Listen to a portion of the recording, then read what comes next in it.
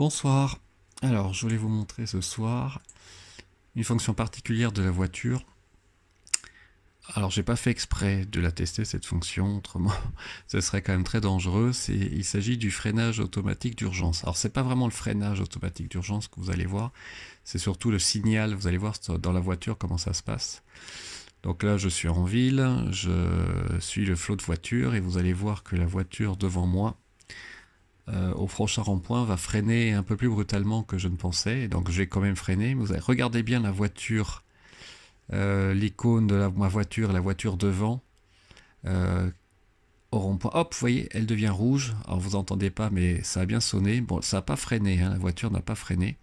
Mais c'est moi qui ai freiné, mais j'ai eu bien le signal. Et je crois que c'est la deuxième fois que ça me le fait. J'ai l'impression que le système est peut-être un peu plus sensible qu'avant. En tout cas, ça marche bien. J'ai pas voulu tester tester le freinage de la voiture automatique, mais ça me l'a fait déjà une ou plusieurs fois. C'est quand on arrive un peu vite sur la voiture qui est devant, où il y a une décélération assez forte. Franchement, c'est bien, c'est une bonne alerte et ça permet de freiner en temps voulu. Là, je voulais vous remontrer sur autoroute le dépassement automatique. Vous voyez, c'est super fluide. Là, je suis à 110 à peu près. Et la voiture aussi, j'avais vu sur certains reportages qu'avec la version V10 ou une des dernières versions, certains aux États-Unis se plaignaient que la voiture louvoyait un peu. Honnêtement, moi, je ne l'ai pas senti. La voiture vraiment reste bien droite. Il n'y a vraiment pas de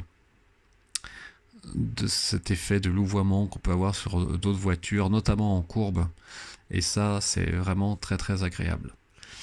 Et je voulais vous montrer une petite surprise pour terminer. Alors là, vous voyez, j'arrive dans un ralentissement, la voiture freine régulièrement. C'est que je me suis rendu compte, je ne sais pas si c'est depuis la dernière version, mais en fait, le régulateur, on peut le régler jusqu'à 1.